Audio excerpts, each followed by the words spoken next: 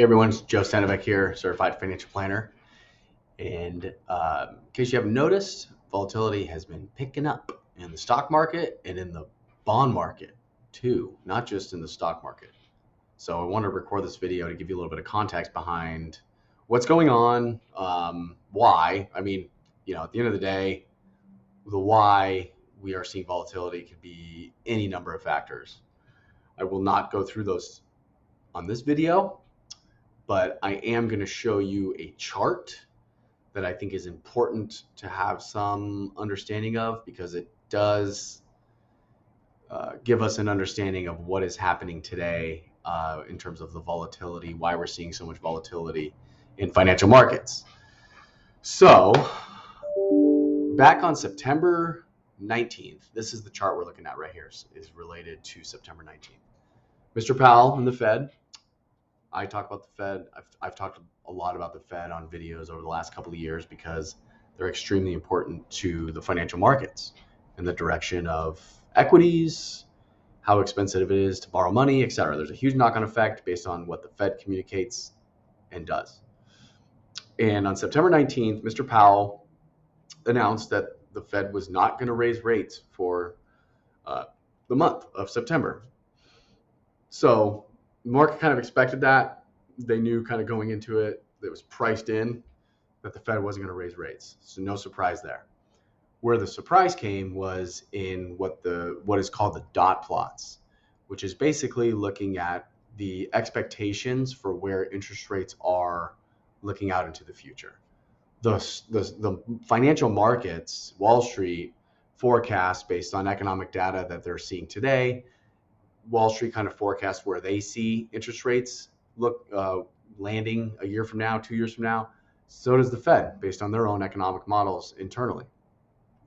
They haven't been on the same page for probably a year and a half. That's partly why we've seen the rally in the stock market, because the stock market was starting to think, oh, the Fed's going to cut rates because the economy's slowing down. That bodes well for risk assets. Stocks go up. Okay. And on September 19th, what Mr. Powell and the committee said was that, wait a second, inflation genie is not back in the bottle yet, so you need to expect higher interest rates for a longer period of time. The market did not like that. It has proceeded to reprice where interest rates are going to be in 12 months, in 24 months. That repricing causes havoc. It causes the stock market to sell off because of the fact that those interest rates are so important to how you determine the value, how you determine how valuable an individual company is, or the stock. Okay. And so the higher that risk-free rate, or the higher in this case, the Fed rate, or, other interest rates, the more you want to be compensated for the amount of risk that you're taking investing in the company. Because if you expect a 7% return on a stock, but you can get 5% risk-free, why invest in stocks? And so stocks have to get cheaper to make them more attractive based on the new information from the Fed. That's what's happening right now. Does it turn into something worse because of this repricing?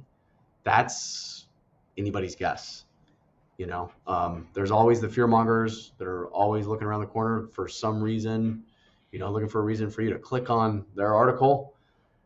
But that's kind of the bottom line, is that the market is having to reprice expectations. And why am I showing you this chart? This kind of sums it up.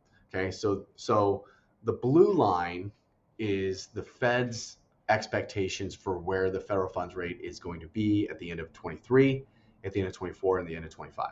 At the end of this year, expected to be 5.6%. Okay, and then before this meeting, the Fed was communicating they expect the federal funds rate to come down by the end of next year, meaning they're cutting rates because maybe inflation's under control or the economy has slowed down. So they're expected to cut rates to on average, right around 4.6% by the end of 24, end of 25, 3.4, long run average, 2.5%. So that was September 19th. After that, because this is printed in the morning before the Fed announcement. So as of now, We still expect the federal funds rate to be at 5.6% by the end of the year. But what happened was at the end of next year, barely a budge in rates, in essence, is whether or not the Fed is cutting rates in 2024 as a flip of a coin. That's going to boil down to, is there some sort of exogenous shock to the system that causes a severe economic slowdown, recession, Fed has to intervene, cut rates. That aside, the chances that the Fed are going to be cutting rates by the end of next year is substantially lower after September 19th than it was before September 19th. So what has happened? The market has had to start to catch up with this new set of expectations, creating the volatility. So that's all I wanted to say, at least right now. It's uncomfortable. I mean, most people probably haven't even noticed the amount of volatility in the bond market. Stock market volatility, yeah, there were 7% off the highs, at least these most recent highs. That's not, we have 10% corrections basically every year, but we don't have this type of volatility in the bond market. This is very rare, and that is starting to spook the stock market because of all the repricing. So if you have any questions, feel free to reach out. I'm here to answer any questions, concerns, anything like that. But I look forward to catching up with you soon. Take care.